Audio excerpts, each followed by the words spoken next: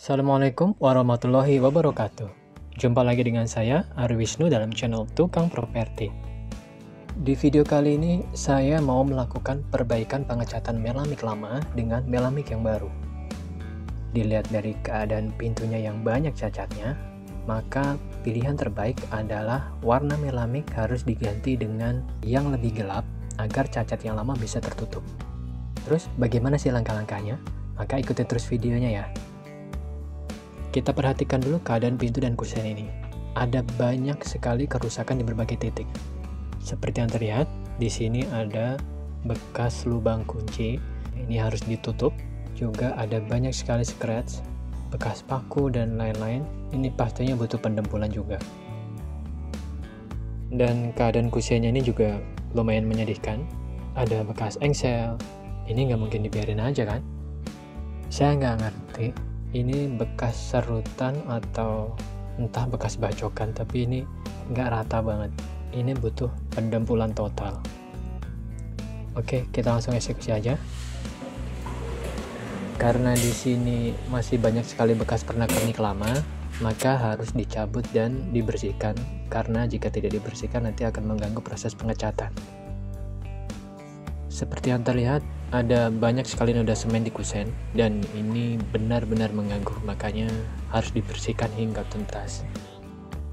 Kalau nemuin posisi kunci yang masih dalam keadaan terpasang, saran saya sih mendingan dilepas saja semua kelengkapan kuncinya ya, daripada harus menutupi kunci dengan lakban yang akhirnya tetap berimbas, akan menyulitkan kita saat mendempul dan mengamplas nantinya, dan gerak kita jadi kurang bebas. Dan hasilnya pengecatan pun jadi kurang maksimal. Sekarang saatnya pengamplasan. Amplas seluruh bagian pintu dan kusen hingga rata, termasuk motif profilnya dengan menggunakan amplas nomor 180.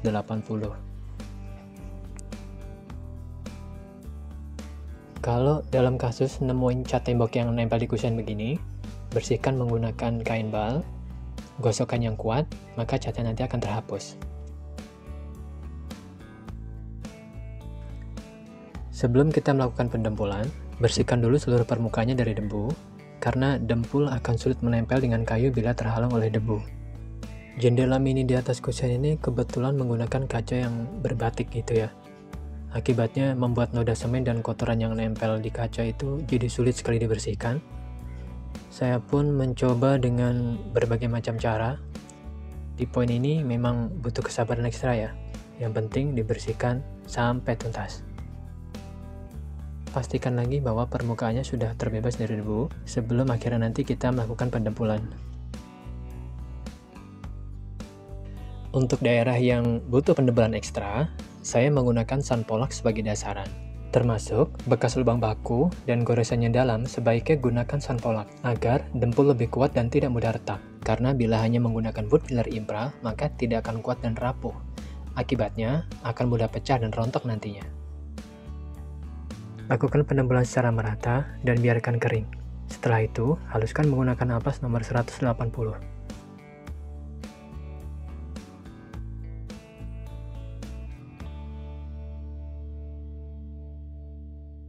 Bila bagian dengan pendempulan ekstra sudah selesai, maka lakukan pendempulan menggunakan wood filler impra untuk melapisi dempul Sunpolax dan juga bagian kayu yang masih mentah, seperti bagian pinggiran pintu ini.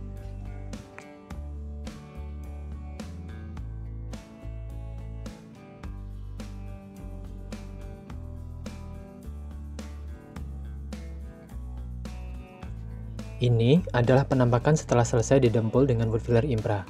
Biarkan kering beberapa saat hingga siap untuk diamplas. Setelah dirasa wood filler sudah cukup kering, maka lakukan pengamplasan dengan menggunakan amplas nomor 240.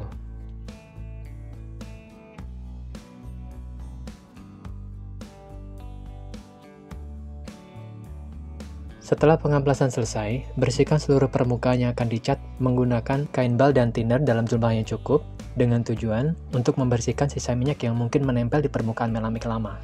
Karena bila masih ada sisa minyak, maka cat tidak akan bisa merekat pada permukaan kayu.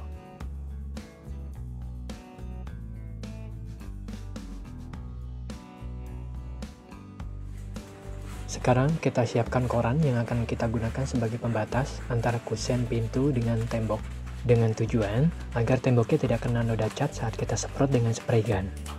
Caranya, potong koran menjadi 2 bagian, kemudian tempelkan lakban kertasnya setengah bagian di sisi luar koran. Lakukan seperti tadi, sampai sekiranya cukup jumlah yang dibutuhkan. Lakukan pemasangan korannya tepat di batas antara kusen dengan temboknya, seperti ini.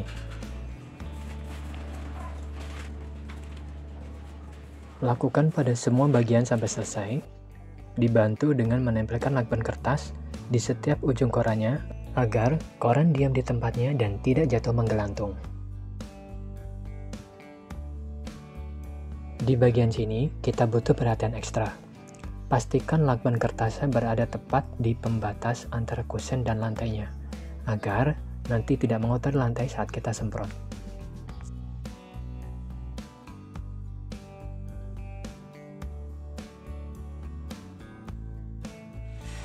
Ini juga nggak kalah pentingnya, pastikan lakban menutupi seluruh engsel dengan baik, karena bila nanti sudah terlanjur terkena cat, maka akan sulit untuk membersihkannya. Lakukan seperti ini.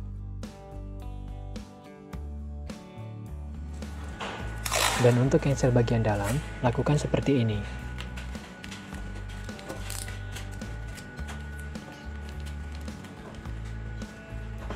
Sekarang, lanjut pada proses pencampuran sanding sealer. Perhatikan detail berikut. Sayangnya, di posisi ini, saya diberi 1 galon sanding sealer plus hardenernya untuk jatah 6 set pintu dan kusen.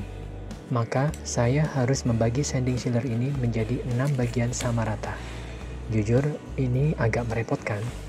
Akan jauh lebih mudah kalau menggunakan sanding sealer yang kaleng 1 kiloan dengan anggaran 1 kg sanding sealer untuk 1 set pintu dan kusen. Karena dengan begitu, kita hanya tinggal mencampur semua bahan yang ada jadi satu dengan takaran yang pasti pas dan nggak perlu repot-repot membagi manual seperti ini. Oke, sekarang ikuti langkah cara membaginya ya. Gunakan lakban kertas sebagai media tempat memberi tanda dan label. Ukur ketinggian isi bersih dari sanding sealer. Setelah itu, sisanya dibagi menjadi 6 bagian sama rata. Gunakan meteran sebagai alat ukur agar hasilnya lebih akurat. Seperti yang terlihat, bagian di atas angka 6 adalah area kosong dari kaleng, dan batas ketinggian sanding ada di garis atas angka 6. Maka, saat pengambilan satu jatah bagian awal, ketinggian sanding harus ada di garis atas angka 5. Pada saat pengambilan sanding sealernya, pastikan mengambil sesuai dengan bagian jatahnya. Tandai terlebih dahulu jatah bagiannya. Setelah itu, tuangkan sanding ke dalam wadah adukan dan ukur kedalaman sisa sanding yang ada di dalam kaleng aslinya. Pastikan sisa sanding yang ada di dalam kaleng ketinggiannya sesuai dengan garis batas yang sudah ditentukan di label. Karena di sini jatah kita adalah angka 6, maka setelah diambil satu bagian, ketinggian sanding sealer harus ada di garis bawah angka 6 atau di garis atas angka 5. Begitu juga dengan pengambilan hardenernya, pastikan saat menuangkan hardenernya sesuai dengan jatah takarannya. Kalau di sini terlihat sangat mudah karena tempatnya transparan, jadi garis batasnya jelas sekali terlihat. Setelah penakaran sanding sealer selesai, maka kita bisa menambahkan thinner sebagai pengejar ke dalam wadah dengan perbandingan 1:1. Setelah itu, tambahkan pula Woodstain Impra Dark Mahogany-nya sejumlah setengah kaleng ke dalam wadah adukan. Ini karena memang sudah ditarget bahwa ketebalan warna yang kita butuhkan adalah setengah kaleng. Setelah itu, aduk hingga rata selama kurang lebih 2 menit. Dalam pengecatan kali ini, saya menggunakan spray gun Meiji F100. Biasanya, pada saat kita melakukan pengecatan, sering muncul air di spray gun di bagian bawah sini.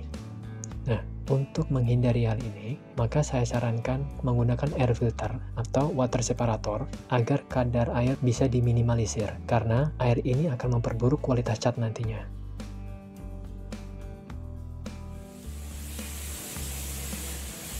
Setiap kali menyemprot, dahulukan menyemprot di area yang sulit untuk dijangkau, supaya warnanya bisa dapat dengan mudah diratakan, sehingga tidak terjadi banyak belang.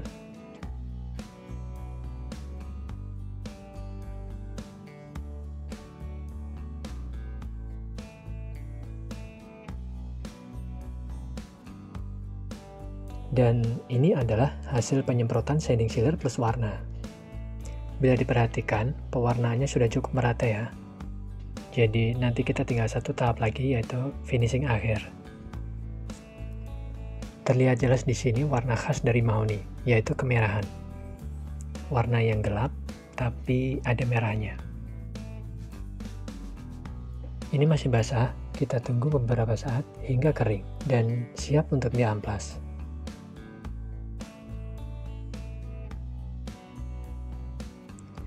Bila dirasa sudah cukup kering, maka bisa dilakukan pengamplasan dengan menggunakan amplas nomor 360.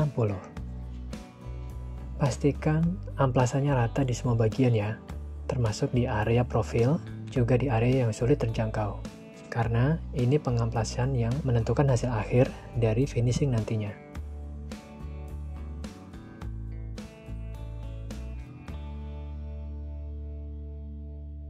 Perhatikan kasus berikut.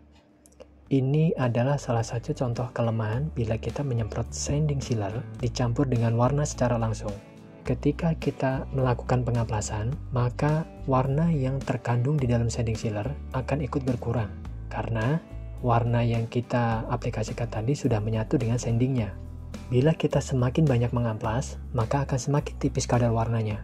Bahkan bisa terjadi botak seperti ini. Solusinya, ambil warna wood tint yang digunakan, gunakan kain bal untuk mengambil sejumlah warna yang dibutuhkan. Setelah itu, oleskan ke area yang warnanya botak tadi dan usapkan secara merata ke area sekitarnya agar warnanya tidak terlihat dominan di satu titik saja.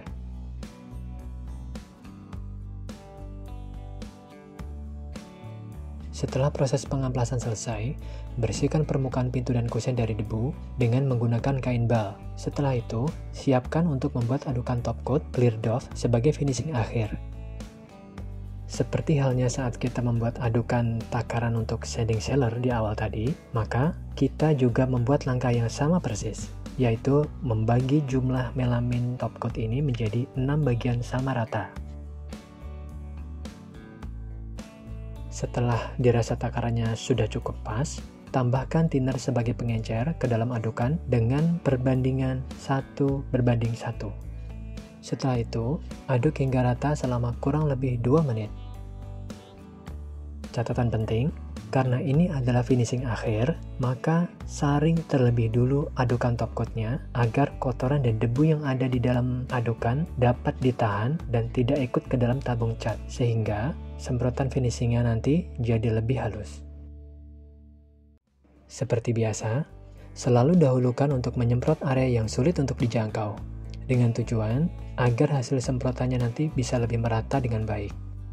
Jangan lupa, selalu gunakan masker dalam setiap kali penyemprotan ya, karena melamik ini adalah bahan yang cukup menyengat dan tidak baik untuk kesehatan paru-paru.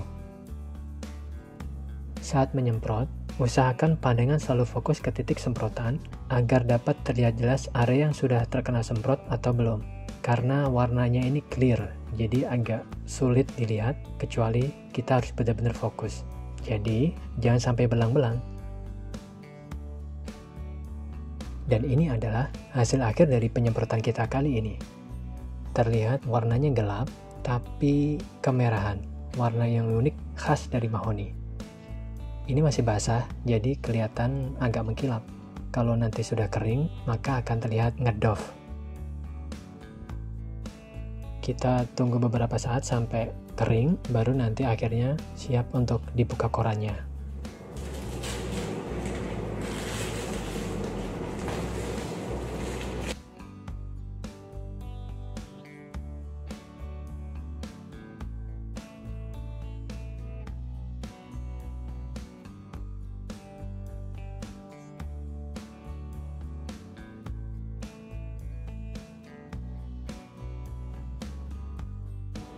Setelah itu, pasang kembali kelengkapan kunci yang tadinya kita lepas.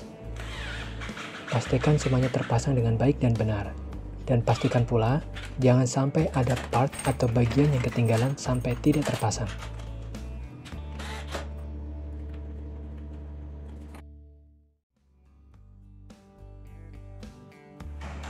Setelah semua kelengkapan kunci terpasang, pastikan kunci dapat berfungsi dengan baik sebagaimana mestinya. Dan ini adalah hasil akhirnya. Ini tampak dari bagian dalam kamar.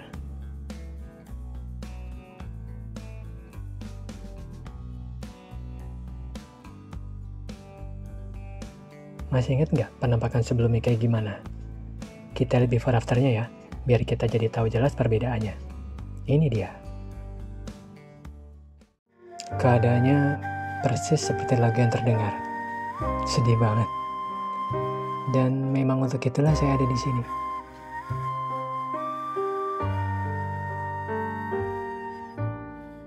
Dan ini adalah penampakan setelah kita operasi.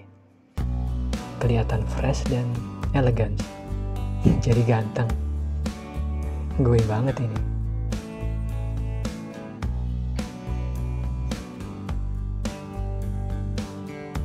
Terima kasih sudah mengikuti video ini dari awal. Jangan lupa like, share, dan subscribe channel ini karena masih ada banyak video menarik lainnya. Sampai ketemu lagi nanti dengan saya di video selanjutnya. Wassalamualaikum warahmatullahi wabarakatuh.